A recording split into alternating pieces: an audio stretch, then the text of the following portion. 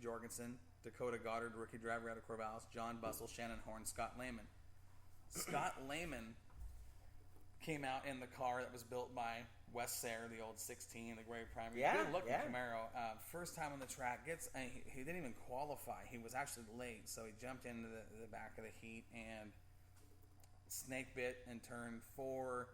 Little incident, nowhere to go, head on with another car. And yeah, just one of those deals. I mean, it was not anybody's fault really per se. It was just a hard racing deal. But Rick Chambers, here's a guy that if it wasn't for it's a checkers or wreckers deal for him this year. He's either fast or something happens. Right. I mean, and it's not usually him. It's just he's there in the mix of all these. That's a very competitive field of cars, and something happens, it'll either catch him or he comes out and he's up front. Now, this particular race, that's insane. This particular race, we only went 3 laps due to time because of the car count and the fact. 3 laps? 3 laps. Well, time. Oh yeah. All the cars and make sure everybody wants to get their laps in. Chambers, comes out on top with a win. It's his second of the year. It's a good deal for him because a couple weeks ago that car didn't look like it was ever going to race again. And, he's back on the track.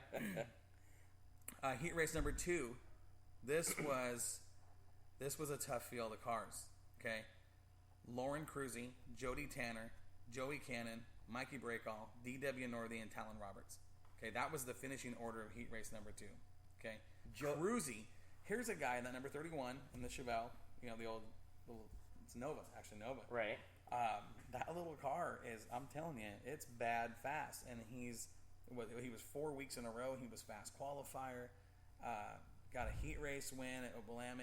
It's just kind of one of those deals where it's not if, but when. We'll see him in victory lane. But, he finished ahead of Jody Tanner, the points leader, coming in. Okay? And we're talking about coming into the midseason championship. That kind of sets up what happens here in the second half and how things are going to go down. Tanner came in 7 points up on Mikey Breakall.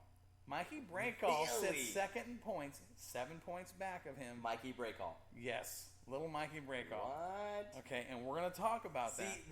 That's the thing too is to see her up there.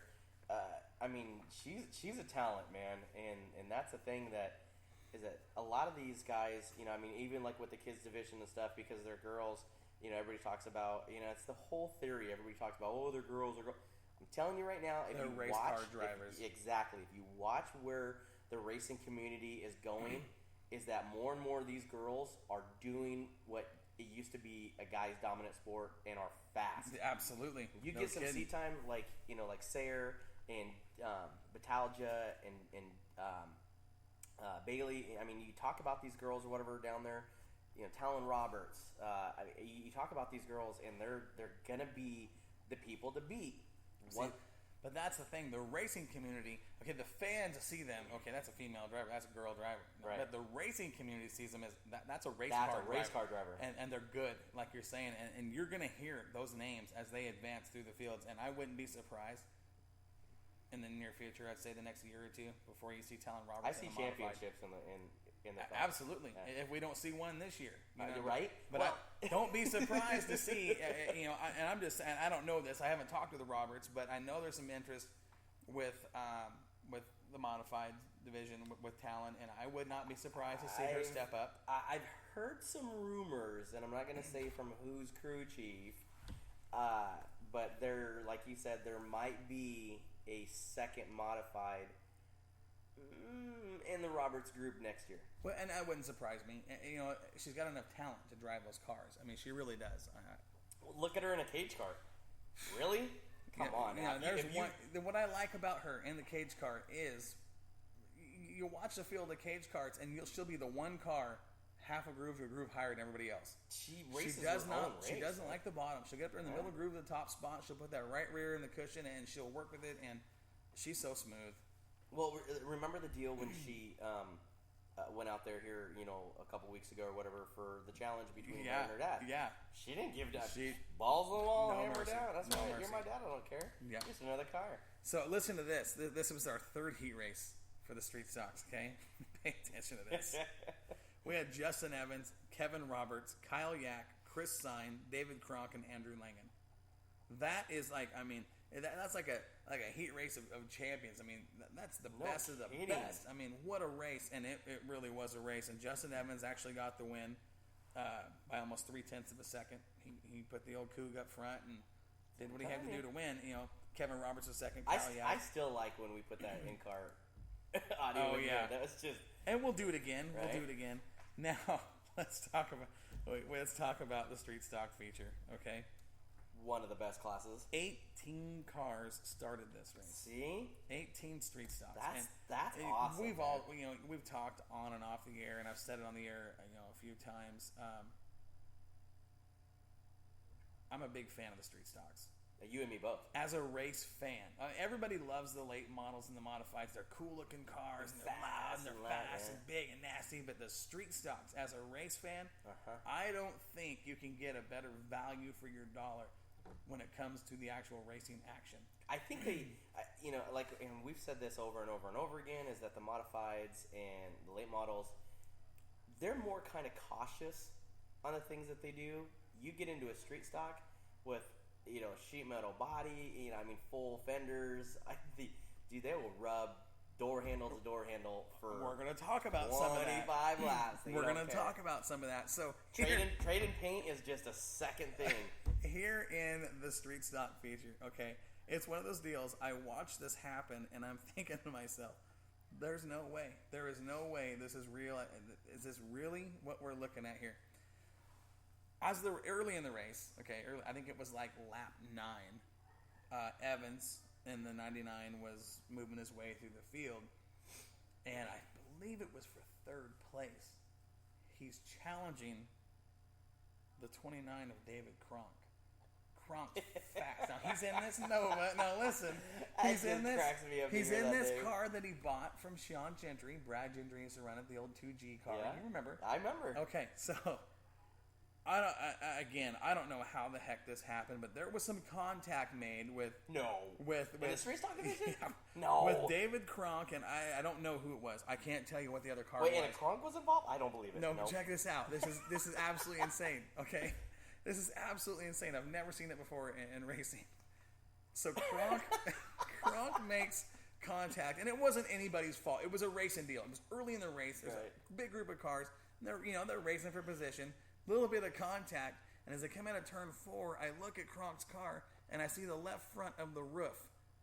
Now I'm talking, when I say the roof, I don't mean I'm talking the A-post, the roof, and it's hanging over. It's kind of got moved over, and it starts to raise up. It starts to raise up. Okay, The wind is catching underneath where the windshield would be, and it's lifting the roof up. And he's racing, and Kronk, he's going to get everything out of a race car, right? He drives her in. He's backing it in, he's getting it done, right? He's on the go. Okay. Now listen, it gets better, okay? As the race progresses, the roof lifts a little higher, and the next thing you know, the entire top of the car, A-post, B-post, C-post, on the whole left side, the entire roof is hanging off the right side of the car. No, it's hanging off the right side of the car. Wait, hold on. Let me get this straight. If this is a Kronk's car, right? Just bought it. I can already picture it. They're at the shop, and he's sitting there going, "I wonder what I can do to make some sales." No. I said, I think I can make this car faster on lap 12. We're gonna tackle this, right? It's unbelievable. Okay, but no, let me back it up. Before the roof actually comes off and it's hanging off the right side, okay? Before that, oh my God, there was a caution. I am too. There's a caution. And he comes out of turn 4. He's got one hand on the wheel, and the left hand is out the door, hanging onto the roof, pulling it down so it won't blow off the car. He's actually holding the roof. No, he's not. Yes, he's actually holding the roof of the car down with his left arm. Okay, is this like who is the NASCAR driver that? Dale Earnhardt got out of his car and he's going down the front stretch or whatever like cleaning that. Cleaning the window, and then who's the guy who used to smoke and that's so absolutely Dick Trickle. That's a Kronk, dude. But so check this out. He runs, and I'm not kidding you when I say this. Probably, I said there was 25 laps. It was probably 15 of the laps. He's got the roof flapping, And at one point, you can see that the post was kind of bouncing off his head. And I mean, he's got his hands full trying to drive this car. That's so funny. He runs the entire race. Okay, the last, I don't know, probably 15 laps without a caution. You know, I mean, it was. and at one point, is he still running second? Evans was trying to pass him. Evans says, I'm going to the top side. I'm putting the old Coug up in the cushion and get by this, by Kronk. He goes up there, tries to pass him, makes a little bit of contact, flattens both left side tires, right? This was on lap 9 of the race. So Evans pulls off, goes back to the hot pit. Now, I talked to Evans about this. He goes, we don't prepare for a hot pit. He goes, my God. we just pulled in. He goes, I had my guys run to the trailer. I had to pull the bar off the trailer. There's like 15 guys around the car taking the left side tires off. And they're trying to set the air pressures. And then Evans is sitting there, and he hears Evans' 1 lap warning on the race saver. Right? So they're back there trying to get the tire pressure set, and they're trying to get everything put back together, get it back on the track so he doesn't lose the lap. And all of a sudden, here comes the Coug back on the track, and he goes to the back of the pack. And I tell the fans, okay, you want to see something exciting? You watch that 99 car. Mm-hmm. Watch him from the back and see how far he can advance. I mean, he had a lot of time to work with. It was lap 9. Okay? Right. Now, with between him moving through the field and Kronk's roof, he's trying to hold it on. I'm not kidding. Dude, it was the craziest awesome. thing. But in the end, it was a good race. Kronk was there and battling for the lead with Kyle Yak. So on lap basically 9, he's holding on to the roof, A, B, C pillar. I'm not kidding. Did he do this the whole rest of the race? No, he did it under caution because once he got back to racing, both hands went on the wheel and the roof came up and fell off the right side of the car and hung there. But now it gets better. Okay, so he's driving the car and the roof's hanging off and he's running the top like he always does, and he's fast and he's running second. Kyle Yak ends up winning this race. Okay, Kronk finishes second. Yeah, because he had a freaking sail panel. Now, Roberts was was third, Chris Sign was fourth, and Evans rounded out the top 5. Shut now, listen to this. up. This was I had to turn my mic off and start. I'm in the booth. I'm in the Monty Tower. I'm cracking up. I'm not kidding you because they get the checkered flag, right? Everybody slows down. They take their cool off lap. Where the exit is. They take the exit there at turn 2. Right. As Kronk hits the exit, the roof falls off. No. Yeah. No. It's completely off the car. I'm not kidding you. Hey, well, at least the bubble gum held on. It was. I've never seen it. It was entertaining to say the least. And when you watch David Kronk drive a street stock, that's pretty exciting. Never driven the car before. Got it out of the weeds. Gets a second place with no top. I'm telling you, those guys are at the shop saying, you know what? I guarantee you we can make this car fast. Just cut these right here. But it was so an awesome race. Funny. So that particular night, okay, we talked. Sweating. I am too. So it's hot in the studio. So we talked about the street stock points. Now going into last week, Jody Tanner had a 7-point advantage over Mikey Breakall. Okay, and I want you to pay attention. I'm going to go through the top 5 in points and listen to this. And this is street stocks. Okay, so Jody Tanner comes in with a 7-point lead.